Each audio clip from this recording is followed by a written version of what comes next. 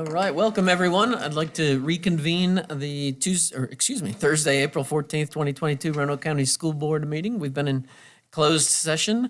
Mr. Ray, would you read us out of closed, please? Yes, sir, Mr. Chairman. I move that the Roanoke County School Board come out of closed session for the following: to discuss ongoing personnel matters under investigation pursuant to the personnel exemption at 2.2-3711A 1 of the Code of Virginia, and to discuss the investigation of a student matter pursuant to the scholastic record exemption at 2.2-3711A2 of the Code of Virginia.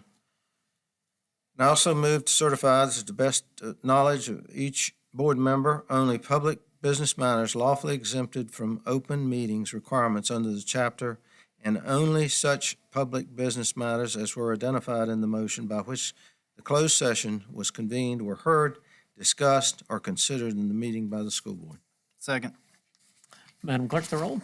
Mr. Greenway. Yes, ma'am. Ms. Fachani. Yes, ma'am. Mr. Ray. Yes, ma'am. Mr. Hudson. Yes, ma'am. Mr. Linden. Yes, ma'am. Item 2.03, action from closed session. Mr. Ray? Thank you, Mr. Chairman. I move that the recommendation of expulsion for student number 2021 and 2022, number 1, be held in abeyance pending execution of contract between the school district, the student, and the parents. Second. Second. Motion and a second. Madam Clerk, the roll, please. Mr. Greenway. Yes, ma'am. Ms. Fachani. Yes, ma'am. Mr. Ray. Yes, ma'am. Mr. Hudson. Yes, ma'am. Mr. Linden. Yes, ma'am. All right. Again, welcome everybody. I know we've got a 3-day weekend here, so we'll try to keep this as brief as possible. But we do have a lot of presentations tonight, which we're excited about. Recognizing a lot of state champions, and again, excited to see a lot of smiling faces out here in the crowd. So, with that, if everyone would please stand for the Pledge of Allegiance.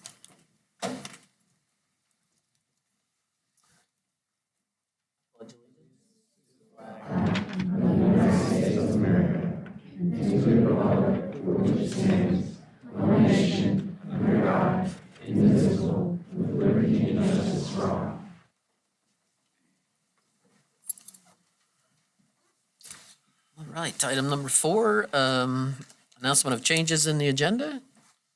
Board members? Mr. Chairman, Yes, sir. recommend that we approve agenda as presented. Second. Second. Madam Clerk, the roll, please. Mr. Greenway. Yes, ma'am. Ms. Fachani. Yes, ma'am. Mr. Ray. Yes, ma'am. Mr. Hudson. Yes, ma'am. Mr. Linden. Yes, ma'am. Item number 5, 5.01, recognition of Educator of the Year by the Virginia Middle School Association, Hidden Valley Middle School, Miss Anna Peck and Mike Riley. Well, good evening, Mr. Chairman, members of the board, Dr. Nicely. It is my distinct pleasure to inform you that at its March annual meeting, the Virginia Middle School Association named Hidden Valley Middle School's Anna Peck as the Educator of the Year. I'd like to ask Mr. Benson, who nominated her for this award, to speak a little bit about all she means and all she does for the students at Hidden Valley Middle School. For us at Hidden Valley Middle School, it was an easy choice as far as the nomination for Mrs. Pack goes, as for our recommendation for her to be named Educator of the Year. She truly is the backbone of everything we do instructionally at Hidden Valley Middle School. She does a whole lot behind the scenes that a lot of people just don't see on a daily basis, but she supports teachers on a daily basis by helping them with lesson planning, helping them break down data for their students, coming up with our remediation schedule so that we can better support students who haven't gotten the concepts the first go round. She's also our testing coordinator, so she oversees all of the SOL testing, and she schedules all of the pieces that go along with that. In addition to supporting our teachers, she's a great asset to administration. During our data meetings, she puts together everything that we need to make sure that we have a great understanding of our students and exactly where every student in our building is. And above that, she also supports our students directly by sponsoring a creative writing club that she runs once a month during our advisory time the last Wednesday of every month. So she's just a fantastic person who is truly the backbone of Hidden Valley Middle School. I don't know what we'd do without her. And again, I don't know that you would have ever heard her name because she's not a classroom instructor. That's why she's the Educator of the Year, not the Teacher of the Year. But she's just a tremendous asset to Hidden Valley Middle School. And I think every staff member at Hidden Valley Middle School would agree with me that she is truly deserving of this award. I can't think of anybody better. So thank you so much.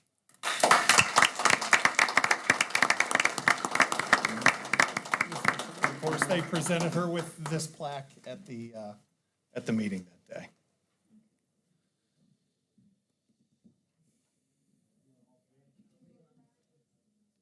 You want all board members? On everybody or not? That's okay.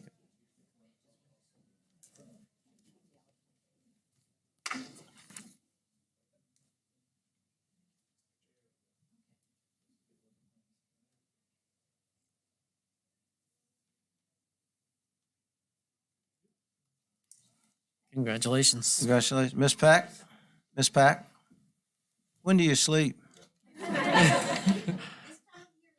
Okay. I wondered with all those things that were announced, so. Thank you. How many years have you been with us? How many years have you been with us?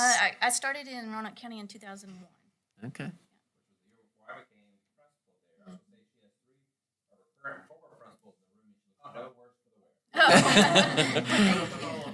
Yes. Yes, Fantastic. Roanoke County's been a great home for me. Thank you for all Thank you you. do, and congratulations. Thank you Thank very you. much.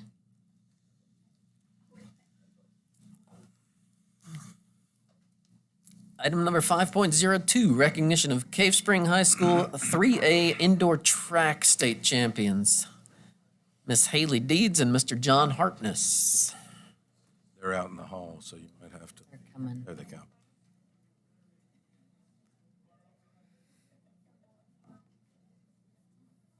Edie, you gotta get these in order. And identify.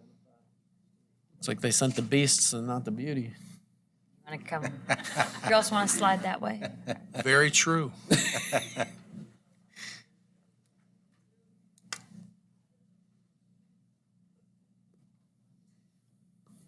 All right. Welcome. Chairman Linden, thank you very much. Board, Dr. Nicely, I'm Chuck Parker, not Ms. Deeds. As sometimes happens with high school administration, end of the day, still trying to tie up some things that are going on. So I'm here with our illustrious AD, John Hartness. We're going to recognize a couple of our state champions. Before I get started, just know that all of these athletes that we have here this evening represent Cave Spring and Roanoke County, both in the community, in the classroom, and on the athletic field. So we are very, very proud of these young men and young ladies. Our first team that we're going to recognize tonight is going to be our 3A indoor track state champions. And this is going to be Mr. John Wiggins coming to the microphone to introduce these young ladies. Thank you, Mr. Parker. As he said, my name is John Wiggins. I'm the head track and field coach for indoor track and field at Cave Spring High School.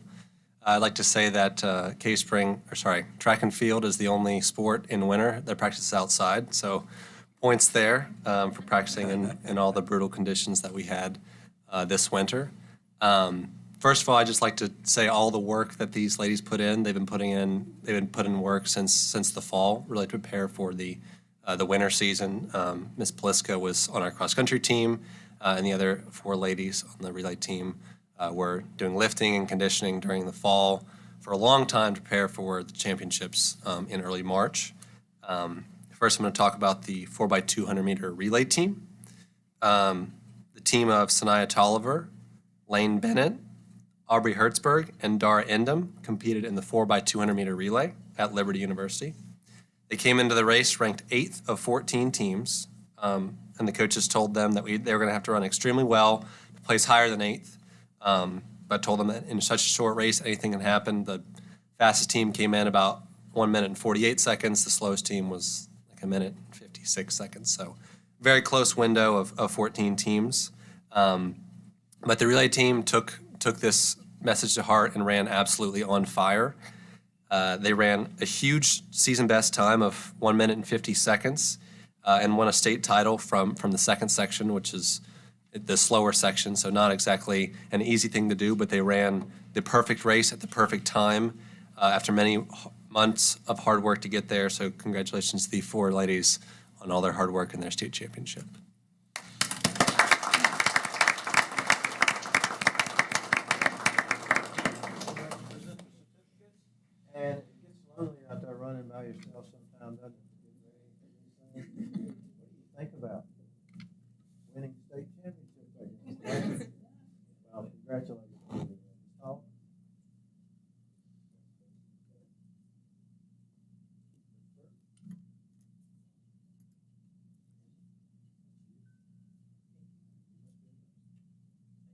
So.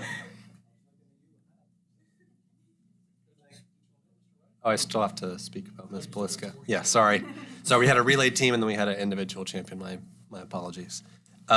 So Jessie Poliska is our lone distance runner here. She had 2 events on the day of the state championship, the 1,600-meter run and the 1,000-meter run, which were only about 90 minutes apart, which is a very short window for 2 distance races. She came in as the pre-meet favorite in both events. But in races with Virginia's best runners, pre-meet rankings are far from set in stone. In both the 1,600 and the 1,000-meter run, Jessie set an honest pace, leading the race from the gun. And although she had athletes following closely in both races, she proved why she was the pre-race favorite. She won both events by over a 3-second margin and claimed her first 2 state titles. Those 2 state titles are the results of thousands of miles she's run for our team since she started running consistently as a club runner in elementary and 6th grade, and then on our official teams in middle school and high school. So Coach McGuire and I are very proud of all the work that she's put in over many years. So great job, Jessie. What was her winning time? Coach, what was her winning time?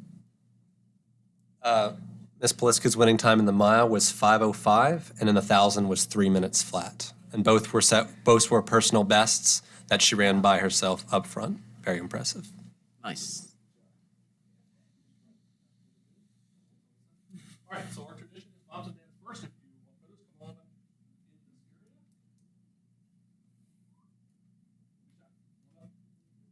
in this area. Thank you.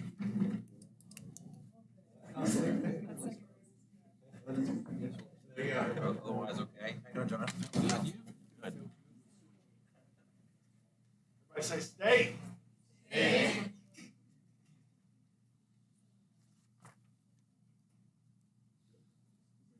Thank you.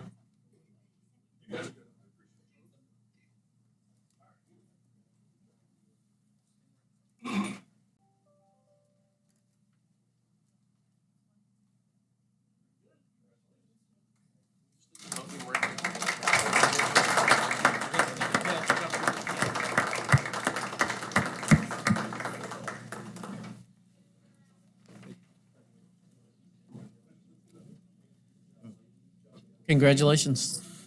All right, item number 5.03, still Cave Spring Night, 2021-22 swimming state champions. Yes, and I would like to bring to the podium at this time Ms. Kelsey Burton, our swim coach.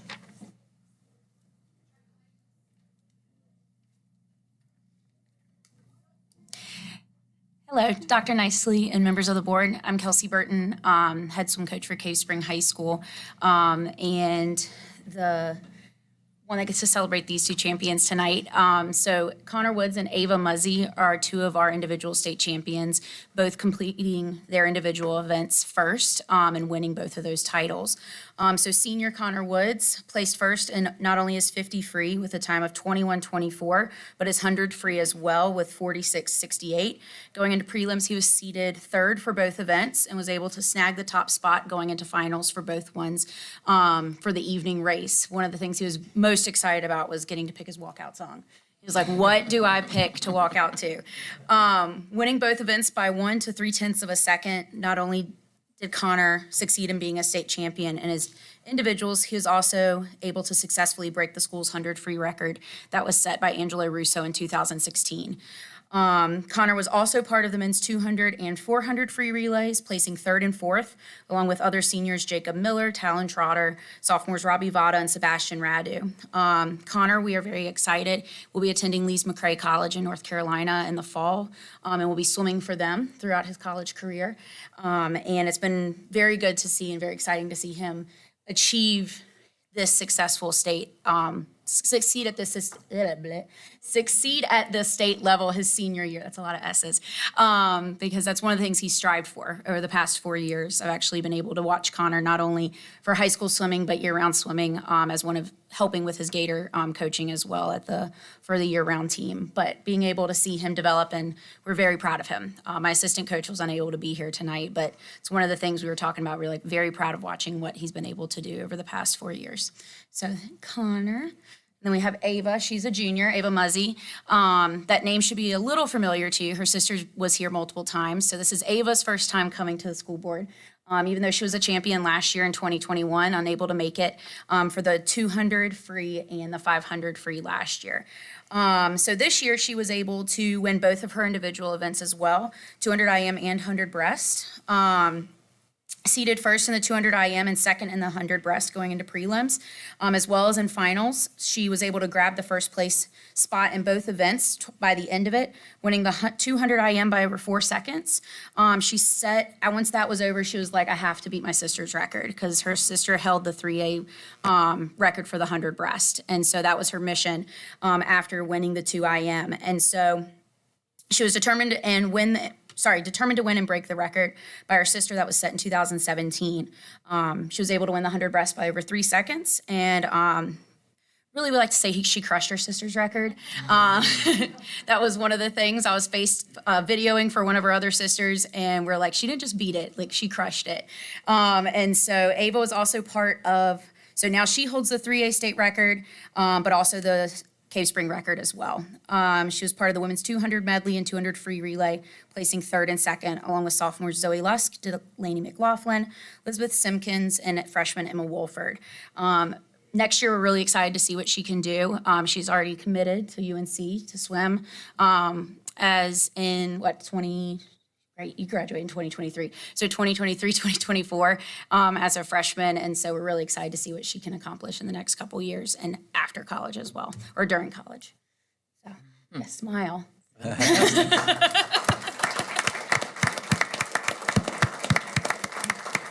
Connor, since your coach mentioned it, we need to know what the walkout song was. Oh, yeah. I chose a Rap God by Eminem. And then they played Ava's wrong one. Yeah. She was very upset by that. Congratulations.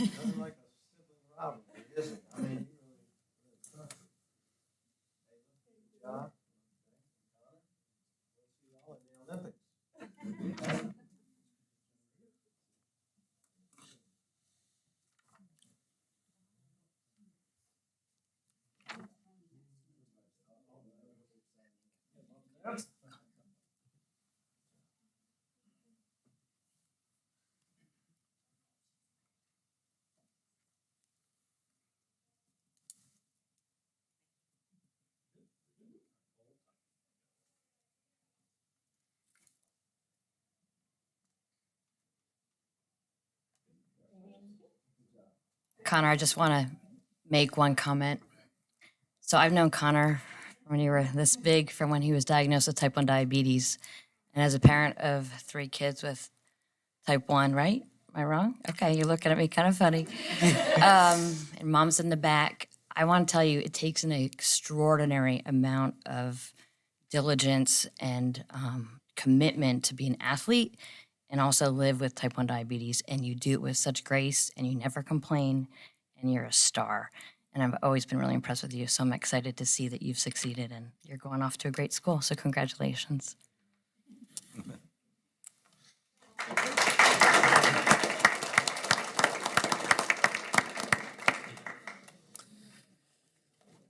Recognition of the Cave Spring High School 3A boys state champions.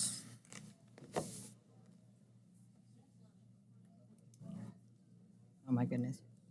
Yeah, this is where we can all get up there and stand in front of them. I saw you there at your dad today. Yeah. We talked about you the other day when I went over to the place where he works. That was good. All he could do was talk about it. And you go into baseball. And at this time, I will welcome to the podium. Cameron. Hopefully, this will not take a long time, but it will be Mr. Jacob Gross. Welcome. He doesn't know me very well, does he? Guys, thank you so much, Dr. Nicely, school board. Thank you guys so much for having us and recognizing us tonight.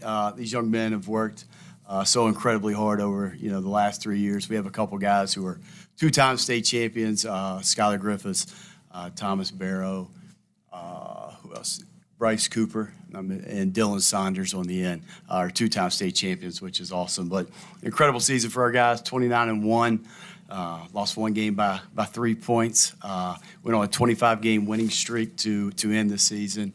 We were regular season district champions, undefeated in our district, tournament champions, Region D champions, and eventual state champions. So surely proud of these guys. Can't thank our administration enough, our athletic director, Mr. Hartness, Ms. Deeds, our principal, Brian Hall, Mr. Parker, Josh Knoll, our incredible administration team and incredible community. Our cheerleaders supported us all year, and our student section is second to none. I'm very blessed and honored to be their coach, and I never take that for granted one single day. So appreciate you guys taking the time to recognize our guys tonight. In case y'all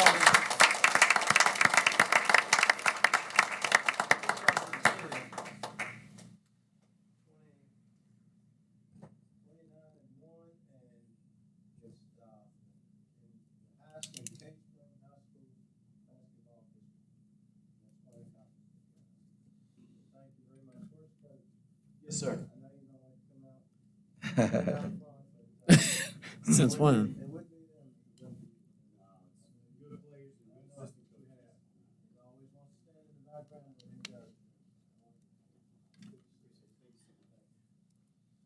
Do you want to call their names, Coach? Yes.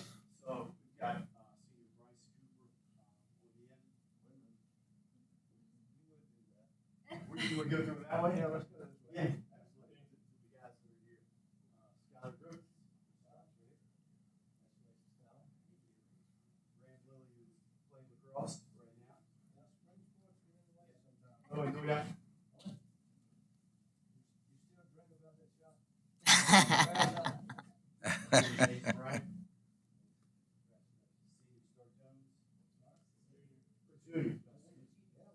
Sophomore Cameron Tinsley, Jesse Monsour is playing lacrosse right now. Tanner Kennedy's playing lacrosse. Junior Dylan Saunders, young man over there. Sophomore Sean Washington. Senior Will Childs, Skills Wisdom. Junior Joseph Allenberg, he's running track. Junior Cobra, 10 yards. You want to solve?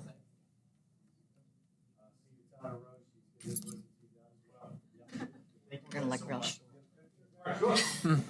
Normally we do taller in the back, shorter in the front. This one's gonna be really easy. So Gina will get you guys up here. Don't do pictures. I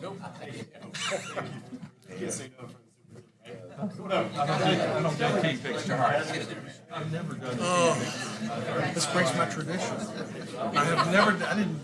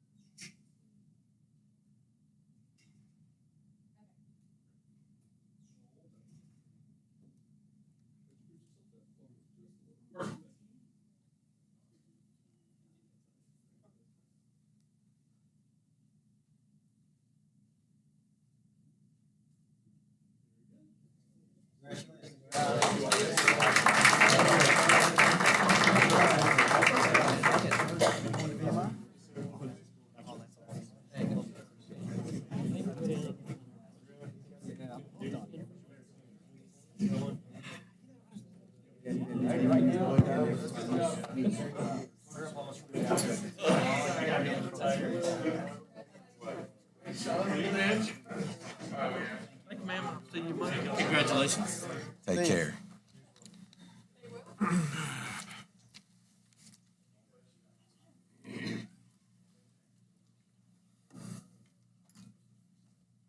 He kind of snuck out before we could ask him who that one was, but Carol? Hey, there's some good players. They were good. yes. Fantastic. Mr. Ray, did you want to make a comment? Well, they gone, haven't they?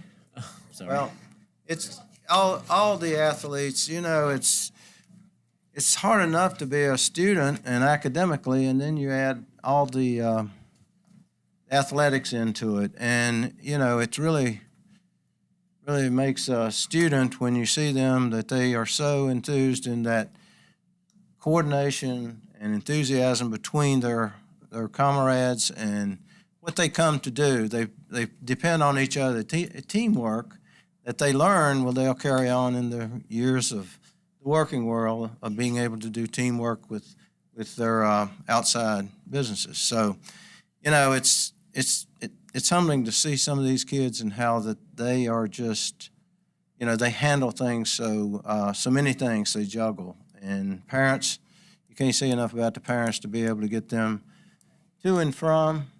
It seems like it's an endless thing, but it's well worth it in the end. So we do thank all the recognitions that have been tonight, and certainly well deserved.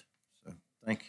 Mr. Chairman, I would like to say one thing. He probably can't hear, but Coach Gruce does something that I'm going to probably get in trouble for saying, but I don't care. He, at the end of every game, and so my son coaches at William Byrd, and one of the coolest things he does is he gets them all together to say a prayer at the end. Now, it's student-led, but it is, if you haven't seen it, it's one of the coolest things, one of the most prideful things. I've took a picture and posted it on Facebook every time it happens when we play him. And so I just think it's he's a great person and the right person for the job. Thank you, Mr. Greenway. And I might make a pitch for him. Since my 7 years, going into my 7th year of being on the board, and he has never changed, and he always is projecting the kids, not him.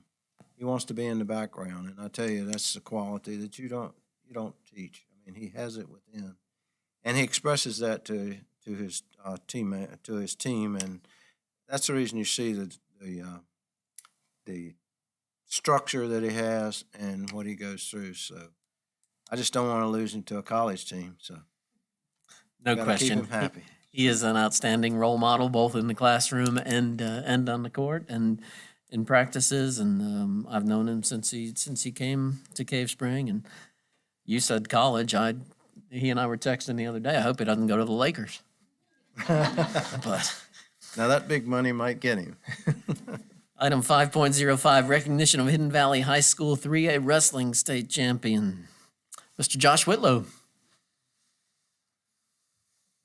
Good evening, Mr. Chairman, members of the board, Dr. Nicely, faculty, and guests. It is a privilege for me to be with you this evening as we recognize Hidden Valley Titan and now state wrestling champion J.B. Dragovich. J.B.'s coaches were unable to be here this evening, but I'm very pleased to share on their behalf how loved and how well thought of J.B. is. Not only is he a tremendous athlete, but his school community cares deeply for him. He is backed by an amazing family, and I would qualify or maybe perhaps identify him as the unassuming warrior. What I have observed in the few months since my return to Hidden Valley is you're not going to hear a whole lot necessarily out of JB, but his talking is done and done well on the field, or in this case, on the wrestling mat. So it's a great honor to be here and recognize this fine young man, JB Dragovich.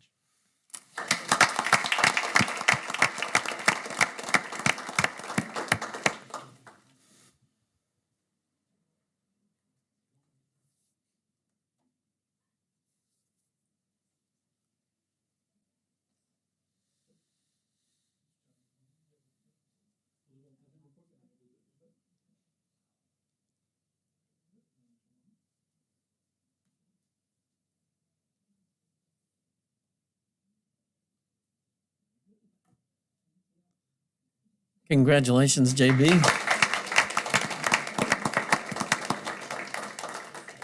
JB, I had a chance to come watch the first round of the state tournament over there at the Salem Civic Center, and I know you made very quick work of that opponent. Did you pin the last guy? The last one was a close match, wasn't it? I think it was. No, so not really close. Yeah, what do you consider close? I did wrestle a little bit in high school, but congratulations. It's the article that was in the Roanoke Times about you, I thought was absolutely outstanding. To see where you've come from and what you've accomplished is truly amazing. So keep up the hard work. It will definitely pay off for you. So, anybody It else? takes a lot of discipline. I married a collegiate wrestler, and he lives, loves, and breathes wrestling. So he followed you the whole time, and all I would hear is all the whistles in the background going off. So you know what it's like. And as a parent and as a one-time girlfriend of a wrestler at the time, I will tell you it's exhausting because it's very quick. It's a couple of minutes, and you wait the whole day for these couple of snippets, and you're just every single second. So thank you for raising such a fine young man, and thank you for your commitment to excellence. Good job.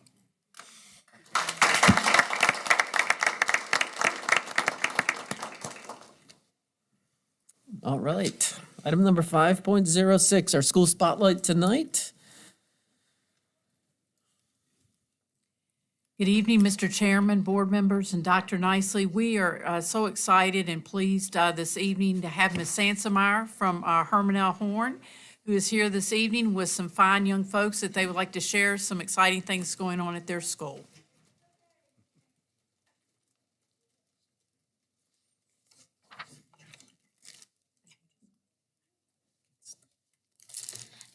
Mr. Chairman, board members, and Dr. Nicely, thank you for giving me the opportunity to showcase some of the great things happening at Herman L. Horn Elementary School. With me tonight are several members of our student body who participated in some of our STEM activities that we're going to talk about later tonight. And we're going to have one of them come speak and tell you some more about some of those activities. So, as you know, Herman L. Horn is one of the 2 elementary schools that serves the Vinton community, where I'm lucky enough to be the principal, and Teresa Cabot serves as our assistant principal. At Horn, our staff works really hard to provide our students with quality education. Every day we have daily we have small group reading and math instruction for our students. This is one of our ways that we help achieve our goal of differentiating instruction for all of our learners. A program that we're very proud of at Herman L. Horn that we started about 4 years ago is our RISE reading program. RISE is a reading program that provides striving learners with short-term targeted reading remediation. It replaces the traditional reading instruction that they would get in the classroom. And usually our reading groups last for about 30 minutes in the classroom, but RISE is an intense 1-hour instruction. There are 4 different stations. Our Title I staff and our reading specialists run this program, and students rotate from different stations doing different components of the guided reading lesson. And this gives them more explicit instruction and differentiation and to help meet those needs. So we take our students who are on the cusp of making grade level reading, and we work with those students first. In about 6 to 8 weeks, we cycle them out, and then a new group of students come through. So that they're constantly progress monitoring the students and cycling them through. And we found that this is a great way for us to reach and target all of our students and all of their learning needs. I feel confident in saying that Herman L. Horn, every one of our students is getting what they need in their reading instruction through PALS instruction, remediation, RISE, and small group instruction that the teachers provide. I feel very confident in the reading program that we are providing our students there. It takes a village. It takes a lot of teamwork, a lot of collaboration, a lot of communication for the teachers to be able to focus, to be able to pull that off. We were even able during COVID to provide a modified program with all of our restrictions. We still found a way to provide RISE instruction for our students. Like the other schools in the district, we're focused on our PBIS implementation. We're in our 3rd year now, and we're proud that we've achieved Tier 2 status. Our school-wide expectations are outlined in the matrices that are displayed in the classrooms and throughout the school. We recognize the positive behaviors through classroom contingencies, behavior-specific praise, and shout-outs. A shout out, if you'll see in the middle, is a little card that highlights our expectations: be safe, be respectful, be responsible. And on the back, the teachers and other staff members will recognize a positive behavior that a student has exhibited. They'll write a note about it on the back, and then we shout it out on the announcements 3 or 4 times a week. The kids really get excited and look forward to having their name called out. And then we can send those cards home so they can keep them as a momentum at home. We also are working hard to teach our students appreciation of not just the teachers that they see every day, but all those staff members that work behind the scenes. We have Miss Rosa is our building manager, and she's amazing. She keeps our building running. Everybody loves Miss Rosa. So one day we highlighted her and made her the queen bee of the day, and she had to wear a sash and crown. And the students are the ones that recognized her and honored her at that. We had lots of contributions for our bus drivers, and parents and students brought in goodies. The kids made goodie baskets, and then we delivered them to our bus drivers on Bus Driver Appreciation. So we're trying to pay forward and teach our students that there's a lot of people behind the scenes, big and small, that are helping provide them with the support that they need. We feel very proud at Herman L. Horn, and we know that positive school spirit leads to a positive learning environment. So we like to incorporate lots of fun activities throughout the year to make school more inviting and fun. We want all the students to feel welcome at Herman L. Horn, and we have the motto that we belong, that it's where we belong. So one of the ways that we're doing this too is we've incorporated this year morning meeting. So we take about 15, maybe 30 minutes in the lower grades in the kindergarten, because it gets a little harder to get them going and stuff. But we take time every morning to build community in the classrooms.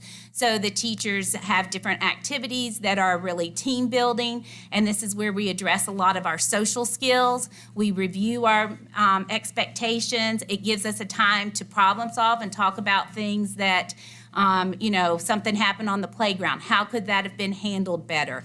It really fosters that community. The kids want to be there on time for that. And we found that we've had a lot of positive results by just taking that extra time to do that. We incorporate learning activities in it as well, but it's usually collaborative team building activities.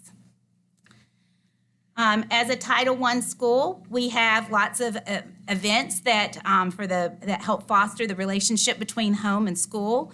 We know that engaging parents and families and communities as one school can help narrow the gaps and opportunity of achievement and help all children learn and succeed.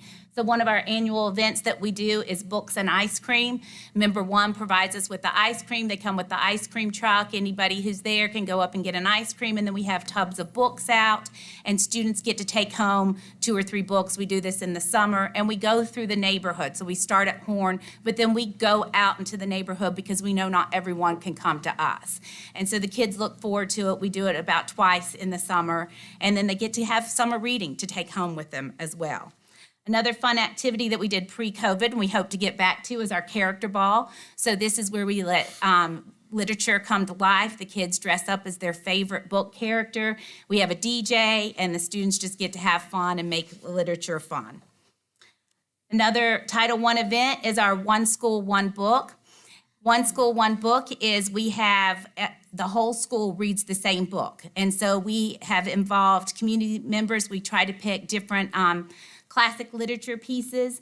Then we have, when we could have assemblies back in the day, we would kick it off with an assembly and dress up like different characters to pump the kids up and get them excited about reading it. This year we reached out, last year through COVID, we started having people record the chapters, and so the families could watch those on Flipgrid at home. So we know that parents are busy and not everybody always has the time to have a bedtime story, but this was a way that we could incorporate that and bring that in the home. And this year we extended that and invited community members to be a part. So we had different stakeholders. Dr. Nicely read a chapter for us. Miss Newcomb and the Terrier Dog read a chapter for us. Several members of the Vinton PD came over and read to our students. So that was a lot of fun for the students to get to see community members involved in that as well. We know at Herman L. Horn that mantra, it takes a village to educate a child, and we are so fortunate that we have strong community partnerships with our stakeholders. We have a very close relationship with the Vinton Police Department. McGruff, the crime dog, just came last week and did a fingerprint exercise with the kindergartners, and then all of that was sent home so parents could have it. And if there was an emergency situation, they'll have that on file. We have tons of volunteers. We have a great parent support in our neighborhood. Our PTA just bought us new playground equipment, and we're excited that has finally been installed, and the kids are excited to play on those new pieces out there. Anytime we need donations or goodies, we can just call one of our local churches. Midland Baptist Church just donated a lot of shoes for our students, so that if somebody needs a new pair of shoes for whatever reason, we've got a whole stash of supplies there. We have a great partnership with Vinton Baptist Church, the Boys and Girls Club, and W.E. Cundiff. So we have a, Vinton Baptist Church is housing our Boys and Girls Club, and students from Horn and Cundiff attend there. Roanoke County provides the transportation. The students, it's free of charge. It operates from the end of the school day until 6 o'clock. Students are provided with tutoring 3 times a week. We have staff members who moonlight there and help work, and so it's just a great collaboration, and then Vinton Baptist Church houses the site for us. Of course, the Vinton Area Breakfast Lions Club built a pavilion for us a couple of years, which has been a great resource for not only the school, but also the community. I get calls weekly. How do I reserve this? How do, I want to have a birthday party there. So it's been a great resource also. Anytime we need high school kids, we just call up and they come over, they'll read to the kids or help out. And then Vinton Kroger has been a big supporter and has donated. When they had their reopening for their remodel a couple of years ago, they donated money to our snack fund so that we can purchase snacks for kids that are in need. Like other schools in the district, we're working on the 4 shifts protocol to make our lessons, units, and instructional activities richer and more robust and more relevant for 21st century skills, and that our students need to be successful. So one of the things that I'm very excited about is we were able to, when the closure happened in 2020, we had a lot of leftover Title I funds that we didn't get to use. So I worked with Ms. Hogan, who in turn worked with the VDOE, and we were able to shift that money and use it to create a new STEM lab at Herman L. Horn. So if you look in the pictures, we've got new storage, new tables, new 3D printers, and it's just a bright, welcoming, organized area that the students and staff are excited to use. We know that by middle school, many students begin to solidify their career choices, and STEM education needs to begin in the formative elementary years to help pique their natural curiosity and to develop logical thinkers who can answer complex questions and develop solutions to problems. But students in the lower SES schools typically have the least access to technology and resources, and have traditionally been underrepresented in the fields of science, technology, engineering, and mathematics. So to help close that gap, we're putting a lot of focus at Horn on STEM education. With our new lab, the students are excited to get in there, the teachers are excited to take the students in there, and the long-term goal is to provide the students with the foundational skills needed for success in a STEM career. So that took us a lot of time because, like everything in the pandemic, getting all of your orders in. So we started this order a long time ago, but we finally got it all in by February, all of the pieces in. And so we used that to tie in with our PBIS and made our contingency for the school, our group contingency, the thing they were working for was winter workshop. So the students had different activities, and we had just a fun day of STEM activities. And you can see we did some coding. One of the things that we purchased are those little, you'll see those Osmos. You work with those with an iPad, and you can do coding and different spatial relations. They're just a fun activity that the kids really loved. And so the kids worked together with coding and so forth. So that was a fun activity that we did, and was able to tie that in with our PBIS. Oh, went too fast. So here's a quick little video. So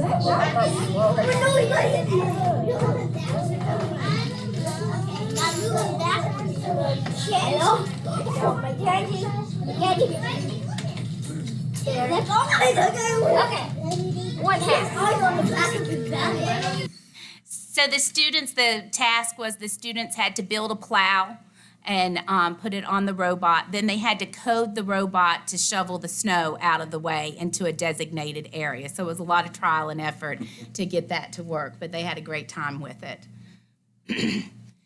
Miss Cabot, our wonderful assistant principal, saw a challenge from the VDOE this summer to write a grant for STEM education. And so she did just that, and we were awarded $5,000 to create a Lego team. So those of you that have been around in education for a while might remember the days of Odyssey of the Mind and DI, and those. So it's kind of in that vein. So several of our students are here today. Lego Club was developed to engage students in STEM and develop STEM literacy skills by using hands-on activities to practice creative problem solving in a collaborative environment using real-world scenarios. So 10 students went to a competition at Roanoke College, and they had to do different designs, like had to code their robot to do different tasks and so forth.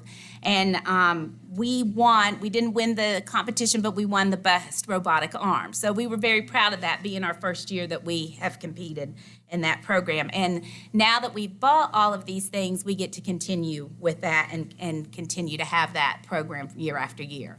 From the Lego team, since there were only 10 students who could participate in that, then we have Lego Club that meets once a week, and so they do different coding activities also and build different Lego challenges. And so Miss Cora Shell is going to come speak to you right now about Lego Club.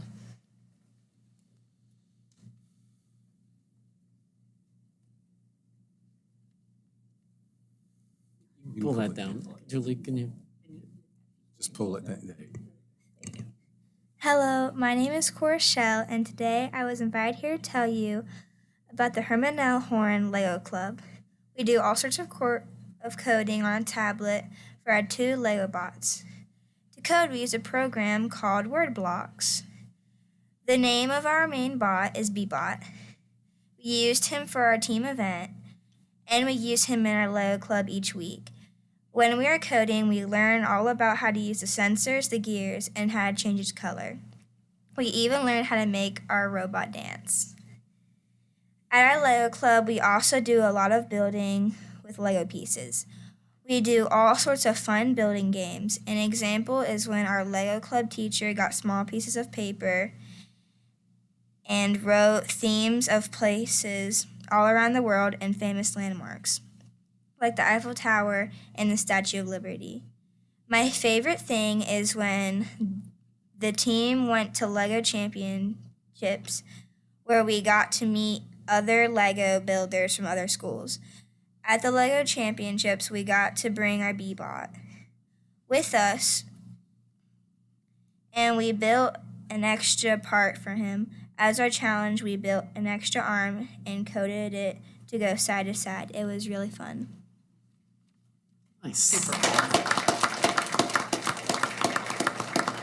So out of this excitement for Lego Team and Lego Club spawned another exciting adventure for our students. Because so many students signed up to do these activities and the spaces were limited, Tina Coffey and Aaron Barnett and Katie Balco sponsored a Makers Monday. And in that class, the students could sign up for different sessions. One might be on Minecraft, one might be on coding, one might be on 3D printing, makerspace, and so forth. And that has been a great success. We've had lots of students sign up for that and get to do those extracurricular activities. So Cora is the only one I could con into talking tonight. So she's and she's participated in both, so she's gonna come back and talk about the 3D printing club. Good job, Cora. I don't blame you. Only one.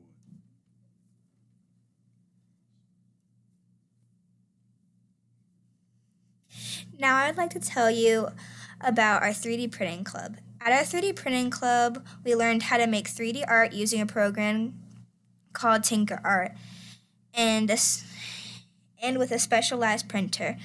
We design our art on the computer, then we put a certain type of plastic into the side of the printer, then it prints our art in 3 dimensions.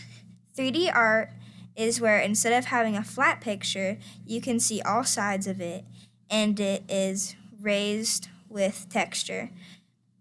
An example is a 3D bee my friend Zoe made. Cool. We also got to learn how to make 3D mazes and 3D name tags, which was really fun. Next Monday, we will get to do a free build where we can choose what we get to make. I'm going to make a 3D sign for my room, and I can't wait to see what my friends will make too. I hope you have a wonderful evening. Thank you. So Zoe LaRose designed one of the bees herself, and we printed that out. And so the students want to present you with a Herman L. Horn bee from our new 3D printer. So, kiddos, do you remember who you're going to? We have 2 different designs. Wow, thank you very much. Did it take long to design? Yep. You just got it? Yeah, that's cool, the bees. Thank you. Go to Dr. now. Let's see, maybe Mr. So we may have gotten a little mixed up, but you should have 2 different designs. So the one that has the vintage, yes, that one is the one that Zoe designed herself. And the other one is just one that was a program design. So there, Mr. Ray, thank you. Thank you so much. Good job. Very nice. In closing, I would like to say that one of my favorite educational quotes is from Richard DeFore. And the quote goes like this: "A learning-focused culture understands that the school was not built so that the teachers have a place to teach. It was built so that the children of the community have a place to learn." And that is the heart of Herman L. Horn. I really feel that our staff is some of the most dedicated individuals that I have worked with in my 30-some years of education. They understand that they are here for the children. They have a true passion and love for these kids. They know the importance of building relationships with the students and with the families. They show grace when needed, but at the same time, they hold our students accountable for their learning and for their behavior. And so I'm just very proud to showcase our school, and I'm very proud to be the principal of Herman L. Horn and feel blessed every day that I have this opportunity. Thank you. Thank you. Mr. Greenway? Well, so Julie, you do an amazing job. You're a great leader of that school. You have unique challenges that we've all discussed and talked about from time to time. And on top of there's a special unique challenge. You've got 2 of my grandchildren. So I go by there occasionally. I say, "Look, I'm going to abuse my position. Can I go back and say hi? Can I sneak?" That's my reward for all the fun we have up here at times. But Yeah, but what he's not telling you is one of them hides from him. yeah, that's no. And kidding. the other one will learn. No, because they get whatever they want. So no, so but she's right. One of them is embarrassed, like, Pop, you got to come here now. Can we do this later? So, but you do. You run. We're thrilled. We're lucky.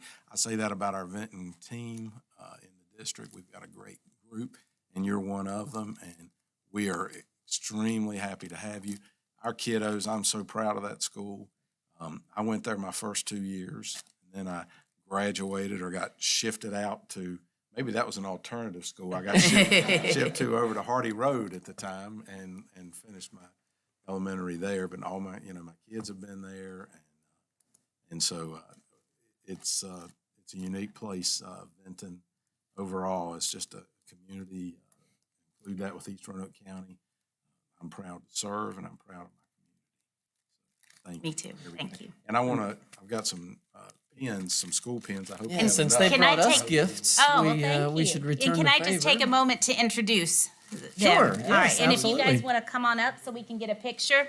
So we have Ethan Teal, Jake Spradlin, Owen Roop, Owen Seth. You've met Cora Shell, Emma Crawford, Elizabeth Weber, Zoe LaRose, Jack Williams, Ace Adkins. These are all kiddos who participated in Lego Club or Maker's Mark. And then we have some little siblings here too. We've got Logan LaRose, Addie Till, and Drew Spradlin. So thank you all for coming, boys and girls. I appreciate it. Come on up.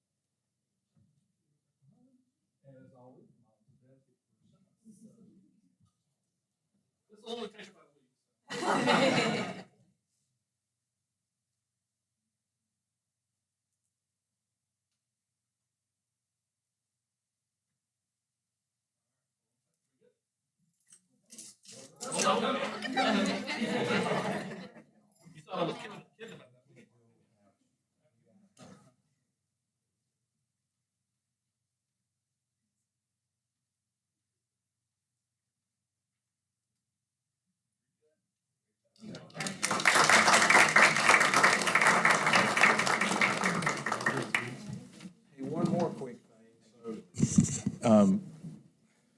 Mr. Lowe got us some basketball goals out there, right? So now it's not, we don't have an 11.5-foot and 11-foot goal. We should be closer to 10 foot. My next thing is to try and get us some asphalt to make it 10 foot. And playground equipment, we just approved for all of our elementary schools. We're going to spend in the neighborhood, somebody correct me if I'm wrong, because I do this sometimes, $100,000 at each school. So if we've already spent a little bit on the equipment, we may need some ADA compliant, mechanisms to get to the playgrounds, but we're gonna refurbish at least one playground at every elementary school. So that's coming in the next couple of years, at least within the next couple of years. Thank y'all for coming. Thank you. We've got some other board members, Mr. Hudson. Yeah, Ms. Sanzmeyer, I've known you since your Fort Lewis days, and it was a pleasure to work with you back then. And you made a statement, and you said that, you were lucky to be the principal there. I think we're lucky to have you. So thank you. It looks like you're doing great things out there. I enjoy visiting every now and then, and just wanted to say thank you. Thank you. Thank you very much. And Ms. Sanzmeyer, I don't know if your Fort Lewis days were before your Burlington days, but They were after my Burlington. after your Burlington days. So I know 20 years ago, you made a big difference on my niece's education there at Burlington, and she still talks about you occasionally. So you've made a great commitment to our school district, and I'm surprised to hear that it's 30 years already, but She doesn't look that old. no, she doesn't. She doesn't. You don't. You look fabulous. We hope we get at least 10 more out of you, and I just appreciate everything you've done, obviously, over there at Horn, as well as the other schools you've been in our district. So keep up the great work. Thank you. Thank you so much. Thank you all for coming out. Thank you.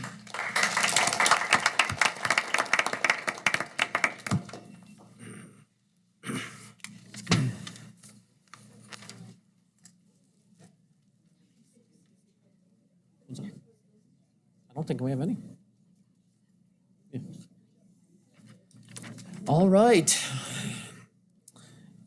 Reports of Student Advisory Council, Ms. Emma Rochero. Welcome. Good evening, Mr. Chairman, Mr. Vice Chairman, members of the board, and Dr. Nicely. I'm Emma Roshoru, a junior at Cave Spring High School, and I've had the opportunity to plan and lead this year's SAC Student Leadership Conference, which we look forward to having at Central Office on April 29th. Within our latest SAC meetings, we have worked to finalize key details within the conference. Our theme this year is Strong Minds, Strong Leaders, the goal being to inform Roanoke County students on the importance of working on one's own mental health as establishing themselves as a leader. We look forward to hearing from 6 breakout speakers, a list which includes Ms. Mona Sams, the local Executive Director of Creative Therapy Care, Dr. Carolyn Shivers, the Director of Disability Studies at Virginia Tech, Mr. Bob Duffesey, the local owner and operator of the Bonsack Chick-fil-A, and a few of Roanoke County's very own, including Ms. Cundiff, Cave Spring High School's life counselor, Mrs. Goodman, a Cave Spring Middle School English teacher and mental health advocate, as well as Mrs. Hartley, Roanoke County's mathematics supervisor and former Air Force pilot. Furthermore, I wish to express my gratitude to each member of the board and Dr. Nicely, who have granted us their attendance, as another aspect of our conference is a school board discussion session, which you will join and attend discussion sessions within your own students who are attending the conference from your region. These discussion groups act specifically to personify the SAC's goal of being the bridge between the students and the school board. Surpassing our conference, we look forward to celebrating our senior representatives and welcoming our incoming 8th grade representatives. Then, of course, I thank you all for your continuous support at the Student Advisory Council and look forward to joining you again later this month for our conference. Thank you. Thank you, Emma. Thank you. All right, item 7, hearing of citizens and delegations. I don't believe we have any. Consent agenda. Mr. Chairman, I move consent agenda approval. Do I have a second? Second. Madam Clerk, the roll, please. Greenway, Yes, ma'am. Johnny, Yes, ma'am. Mr. Ray, Yes, ma'am. Mr. Hudson, Yes, ma'am. Yes, ma'am. Item number 9, action items. 9.01, playground equipment proposal. Mr. Harley Grimes. Welcome. Good evening, Mr. Chairman, board members, Dr. Nicely. We are coming before you today to identify and recommend some things that Mr. Greenway has already proposed. But before we do, I'd like to provide some background for those who may be listening in. Playgrounds at the 16 RCPS elementary schools have historically been funded and maintained via a variety of partnerships among individual schools, district resources, and parent groups. Playgrounds were inspected annually, and replacements were made as needed through these partnerships. At each school, a minimum of 1 playground is needed for students ages 5 to 12 and ages 3 to 5. Additionally, schools, parent groups, and community partners have added additional components. In 2019, in order to establish a district standard for school system financial responsibility for replacing playground equipment, a replacement plan was established allocating $100,000 annually from capital maintenance program funds to replace equipment at 1 school each year. Though the plan was delayed in 2019 and 2020 due to economic uncertainties caused by the pandemic, the replacement plan was fully implemented in 2021 with replacements being done at Burlington and Back Creek. In 2022, replacements at Glenver and Mountain View are scheduled using CMP and special ed funds respectively. Even with the current replacement plan, there are a number of schools where playground equipment has reached or will soon be reaching the end of an age at which time normal replacement would be expected. So even in order to accelerate the current pace of replacement of playground equipment, the school board requested information about the age of current equipment and the expected years of replacement. This information was reviewed in 2 previous work sessions. So the staff is recommending that the playground replacement schedule be accelerated as follows. In 2022, $100,000 will be allocated for each of 7 schools to replace playgrounds based on age and condition of playgrounds as determined by staff and will include ADA inclusion needs. In 2023, $100,000 will be allocated for an additional 7 schools. The funding source will be minor capital reserves. And in 2024, the annual $100,000 replacement plan will resume using CMP. So that is the staff's recommendation. Any questions?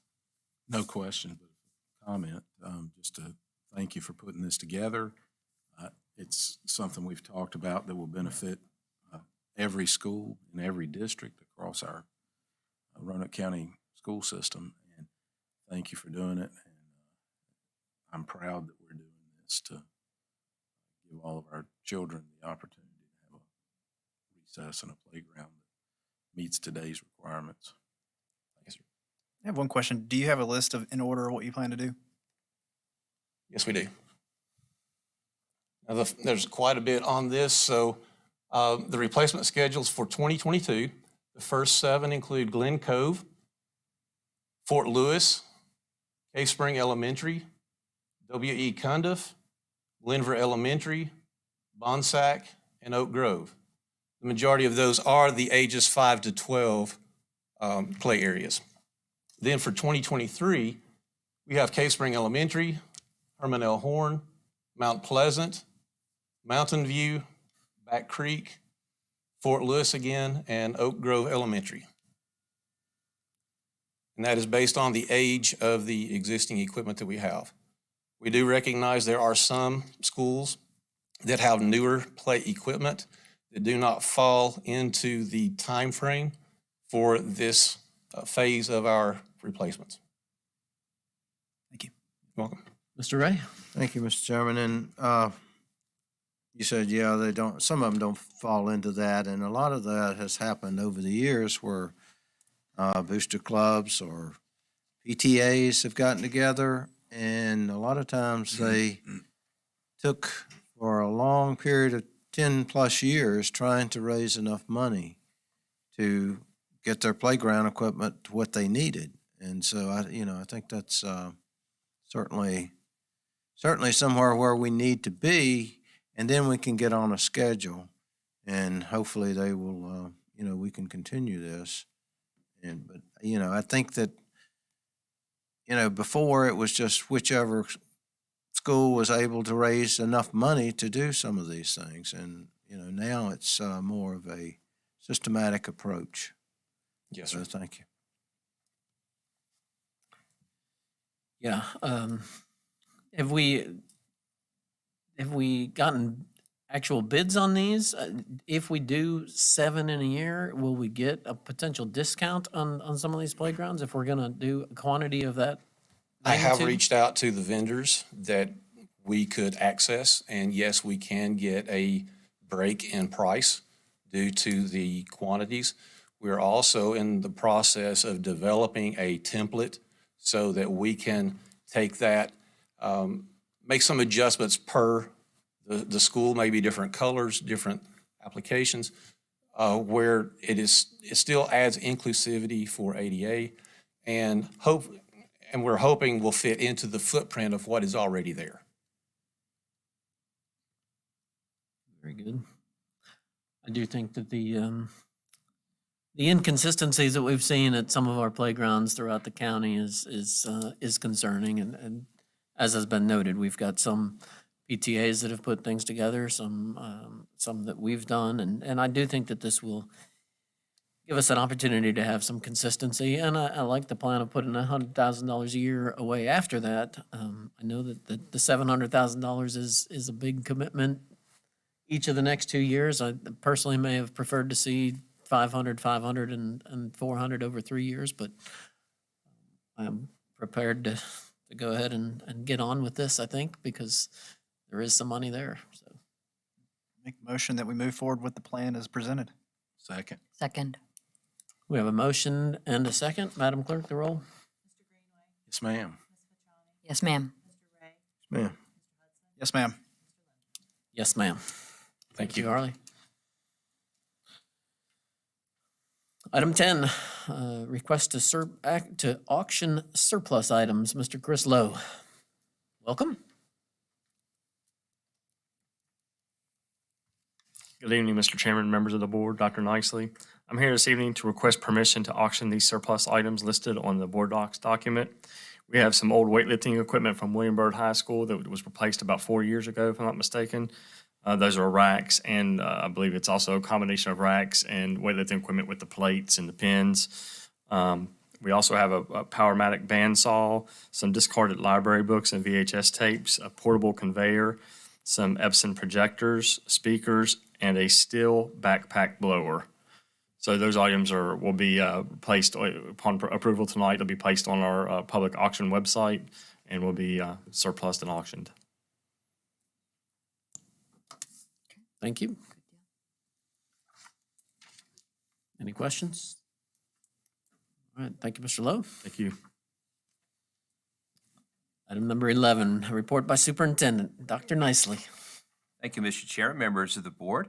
Lots of great things happening this week. Got to go over to Burlington earlier this week for our district-wide Title I Parent Involvement Night. I want to thank Ms. Hogan and all the teachers and principals for organizing that. I think we had over 300 and some participants come out this evening. That's one of our district-wide events. The individual schools also have parent involvement nights, and it's just wonderful to see those kinds of events kicking back in and just seeing the enthusiasm of parents and students wanting to come out and do that, and also all of our teachers who hosted that, and like I said, as well as their principals. So just thank them for all their hard work in doing that, and just wonderful to see those kinds of successes.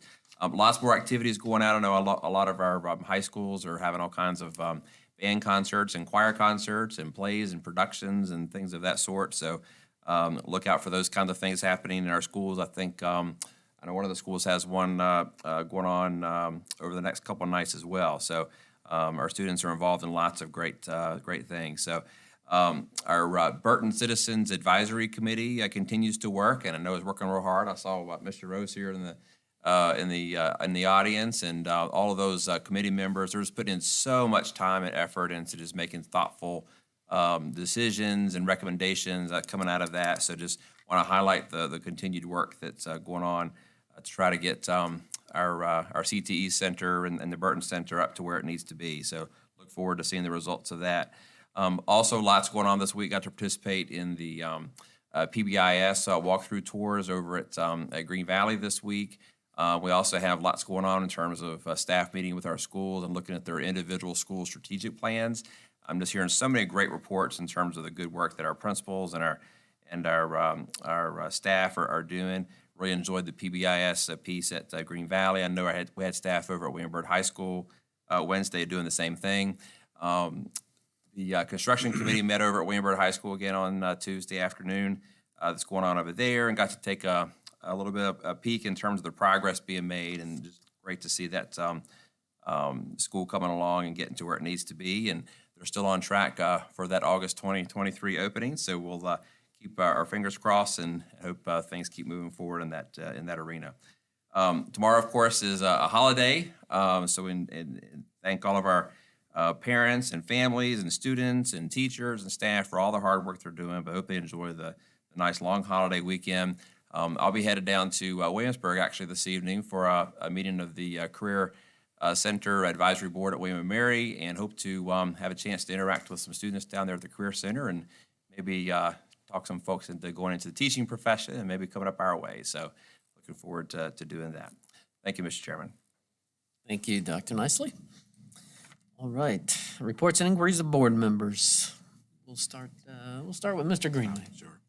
I don't have much, but I do want to circle back around to the BCAT funding and the questions that we talked about, or I sent you on making sure we know what the Citizens Advisory Committee is commissioned on, and continuing to have that dialogue, because I know y'all met with the chairs, and so I'd like to keep up to date on that so that we can keep moving that forward. Dr. Nicely, this is a petty thing, but can we get the chairs back in this room now that we're out of COVID protocol, so we can get more people in here, where we had them all together before? Yeah, we've still got everybody spaced out. And I'd like to see more faces and more people be able to come in. And tomorrow is Good Friday, and a lot of people are off. And because these are my comments, I can say. But it's a special time in the life of Christian. So Friday means a lot to many of us. hope everyone has a great Easter season this year. Look forward to seeing everybody next week. Thank you, Mr. Chairman. Thank you, Mr. Greenway. Ms. Fashani.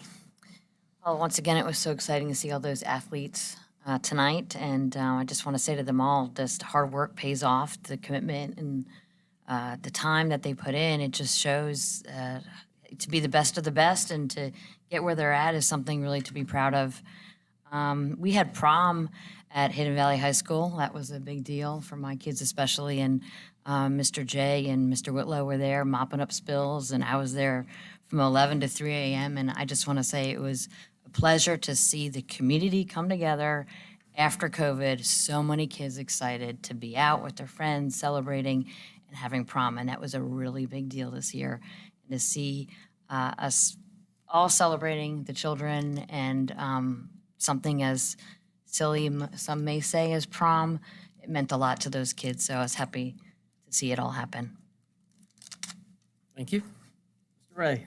Thank you, Mr. Chairman, and Ms. Fasciani reminded me of prom, and then I've been trying to get away from it, but my grandson has asked for my vintage Corvette to drive to prom. I don't know. But I do have a stipulation. He's got to detail it afterwards, so we'll go on from there. Hope it's intact. And insured. That's why we have after prom. Now y'all are scaring me. Athletics tonight, I said, Ms. Fasciani said it well. You know, they put a lot of time into these to win state champions. Any athlete puts a lot of time into extra time. And, you know, to see and be able to honor them is just an honor for us, I know, to see all of these, how they excel and how they are dedicated, not in just in their, athletics, but their academics. So, you know, I had the pleasure of going to signing day at Cave Spring High School today, and, you know, to see that line of athletes up on stage getting scholarships to these schools. And I did tell Bryce Cooper he's going to have to get a haircut. He's going to VMI. So he's going to send me a picture of his haircut. So anyway, you know, they very dedicated athletes. So I know that Mr. Greenway mentioned BCAT. We have Mr. Gene Rose here tonight. Gene's here. He's on the committee. Thank you, Gene, and we look forward to more, the meeting that we can firm up a few more things with this, and thank you for all your work that you've done on the committee. And only other thing is we know we got a new face over here, and I'm sure Dr. Nicely will certainly, but Edie York, I've known her for a long time from Cave Spring Elementary, and she's taking Cindy Perdue's place, and we are very lucky to have you, and thank you, Edie. That's all, Mr. Chairman. Thank you, Mr. Ray. Mr. Hudson. Yeah, I'd like to say congratulations again to Miss Anna Pack for being chosen the Educator of the Year. That's an honorable award, and we're very fortunate to have her on board. And congratulations as well to all the Cave Spring state champions and the Hidden Valley wrestler. That's a great accomplishment. And for the wrestler, it's a one-on-one sport, as we know, and there's really not a lot of excuses left when you walk off that mat. So that's a championship to be proud of, and something that will carry on for a long time for that young man. And thank also Miss Sandsmeyer for coming out and giving us a great presentation of her school. She's doing a lot of great things out there. Like I mentioned, I've known her for several years and always been impressed with her work. Real quick on the playgrounds, I'd like to thank Mr. Greenway. I was contacted about a day or two after being elected. The emails started rolling in, which is a great thing. I'm here to serve, and it was brought to my attention the playgrounds really needed some help. So I went out and took a look and was really surprised, and I'm glad that we were able to get that done. Like Mr. Linden said, it is a lot of money, but when you go out and look at the playgrounds, and they've been up for 20-plus years and in terrible condition, it's just really an injustice to our kids. So I'm glad that we were able to work that out, and a lot of conversation with Mr. Greenway. I think we come up with a good plan, and I'm glad we're moving forward on that. And I'll also reiterate his comments. It's a great time of year. I'm proud to say that Jesus is my Savior, and I'm looking forward to having a great Easter, and I wish everybody a great Easter. Happy Easter. Thank you, Mr. Hudson. Yeah, Just a few things here. Our school spotlights seem to get better and better each meeting, it seems. So I don't know if it's Ms. Hogan that's picking these, or Mr. Riley, or you, Dr. Nicely, but the job, all them in the back, that's the job that they do, and those school spotlights have certainly been a highlight of our meetings, I think, just to see what's going on in our schools. So on Tuesday, Susan Peterson, Dr. Nicely, and I went before the Board of Supervisors, and they did unanimously approve our budget for the upcoming school year. And our work sessions, sometimes they fly a little bit under the radar.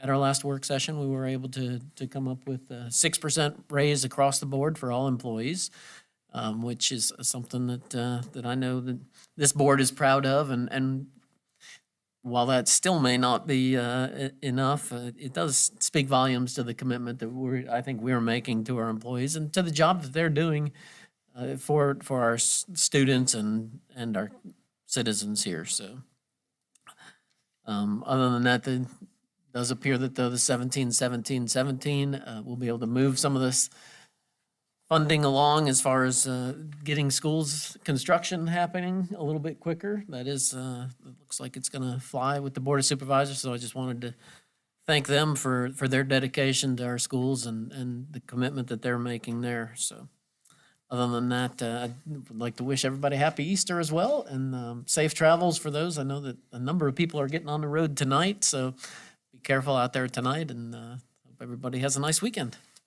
With that, meeting adjourned.